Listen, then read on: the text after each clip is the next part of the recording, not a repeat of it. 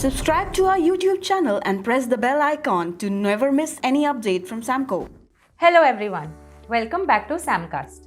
Last 6 month से markets consolidate हो रहे हैं और अप्रैल से तो मार्केट सिग्निफिकेंट प्रेशर में है। कई इन्वेस्टर्स के मन में ये क्वेश्चन है कि आगे मार्केट्स क्या डायरेक्शन ले सकते हैं और निफ्टी ऊपर जाएगा या नीचे।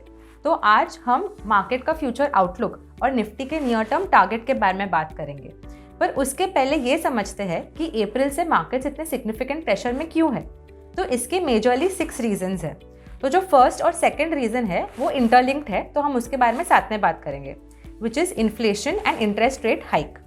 हम सब जानते ही है कि ग्लोबली इन्फ्लेशन बहुत बढ़ रहा है और अभी इंडिया में भी इन्फ्लेशन आरबीआई के टॉलरेंस लिमिट और हम सब मार्केट पार्टिसिपेंट्स के एक्सपेक्टेशन से ज़्यादा रहा है। ये इन्फ्लेशन अगर ग्लोबली ईज नहीं होता है तो जो इंटरेस्ट रेट हाइक्स का पेस है वो काफ़ी फास्ट होगा। इनफैक्ट कल ही जो यूएस फेड के चेयरमैन है दैट इज जेरोम पावेल, उन्होंने बोला कि मई वाली फेड मीटिंग में 50 बेसिस पॉइंट्स का हाइक पॉसिबल है। इनफैक्ट उन्होंने ये भी डिनाई नहीं किया कि 3 कॉन्जिक्यूटिव 50 बेसिस पॉइंट के हाइक्स हो सकते हैं। इतना fast interest rate hike markets ने एक्सपेक्ट नहीं किया था और इसकी वजह से जो इकोनॉमी में लिक्विडिटी अब्सॉर्प्शन है वो काफ़ी फास्ट होगा। तो अब थर्ड रीज़न पे जाते हैं।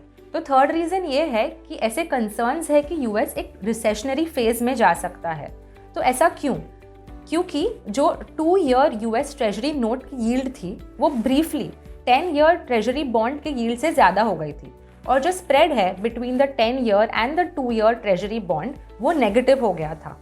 तो इसका मतलब ये है कि इन्वेस्टर्स बिलीव करते हैं कि आगे जाके जो ग्रोथ है वो काफ़ी कम होगी और इसीलिए लॉन्गर ड्यूरेशन बॉन्ड्स जो है यूएस में वो शॉर्टर ड्यूरेशन बॉन्ड्स के यील्ड के सामने कम ट्रेड कर रहे हैं। और अगर ऐसा हुआ तो जो कंपनीज की ग्रोथ और प्रॉफिट ट्रैजेक्टरी है वो डिक्लाइन होती जाएगी और स्टॉक प्राइसेस भी फॉल होंगे।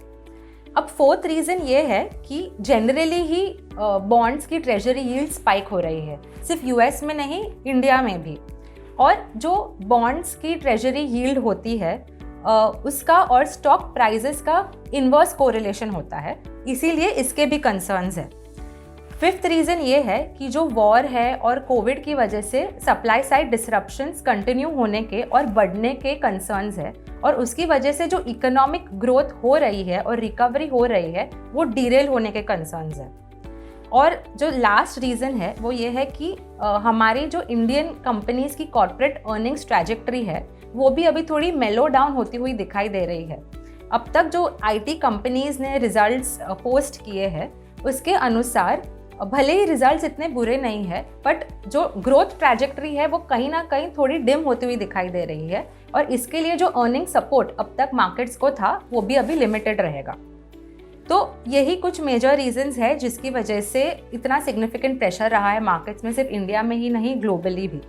बट अगर हम फ्यूचर आउटलुक की बात करें तो सबसे पहले जो यूएस रिसेशन के फियर्स है और जो हमने उसका इंडिकेटर बताया कि जब lower duration bonds higher duration bonds की यील्ड से ज़्यादा ट्रेड करने लगते हैं तो वो इंडिकेटर वैलिड तब होता है जब 60 डेज तक लोअर ड्यूरेशन बॉन्ड्स की यील्ड हायर ड्यूरेशन बॉन्ड से ज़्यादा होती है, पर अब तक ऐसा नहीं हुआ है। इनफैक्ट जो हमने इन्वर्स रिलेशनशिप्स की भी बात की between treasury yields and stock prices वो भी अब तक इतनी ज़्यादा अप्रैल में प्ले आउट नहीं हुई है, क्योंकि अगर हम ईयर टू डेट देखें तो इंडियन 10 ईयर गवर्नमेंट सिक्योरिटी की यील्ड क्लोज टू 11% से इंक्रीज हुई है, but on the other hand Nifty 50 में फॉल सिर्फ करीब 2% आया है। प्लस जो हमने रीजंस की भी बात की वो सब ज़्यादा ग्लोबल और मैक्रो रीजंस है और इंडिया ड्रिवन रीजंस इतने नहीं है। और इंडिया का जो फंडामेंटल स्ट्रेंथ है वो तो इट इज़ इंटैक्ट और in fact despite the GDP growth rate cuts India is going to be one of the fastest growing major economies of the world. और अगर हम टेक्निकली भी देखें तो भले ही ये मिड वीक में बहुत ही शार्प 400 पॉइंट्स जितना फॉल आया था निफ्टी 50 में, फिर भी निफ्टी ने 16,800 लेवल्स से क्विकली बाउंस बैक किया और अब ये 16,800 लेवल एक काफ़ी क्रूशियल सपोर्ट बन गया है। इवन जो निफ्टी स्मॉल कैप और मिड कैप इंडाइसेस है वो निफ्टी 50 को आउट परफॉर्म कर रहा है, जो एक बुलिश साइन है। तो अगर निफ्टी 50 ने ये 16,800 के लेवल को नीचे ब्रेक नहीं किया तो ऐसे काफ़ी ब्राइट चांसेस है कि निफ्टी 18,000 टू 18,100 लेवल्स को रिटेस्ट कर सकता है और इसीलिए हमें आगे जाके थोड़ा बुलिश बायस लगता है।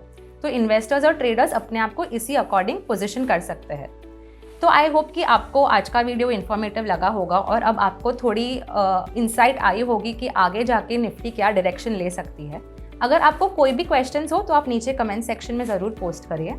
अब मिलते हैं अगले हफ्ते। Thank you.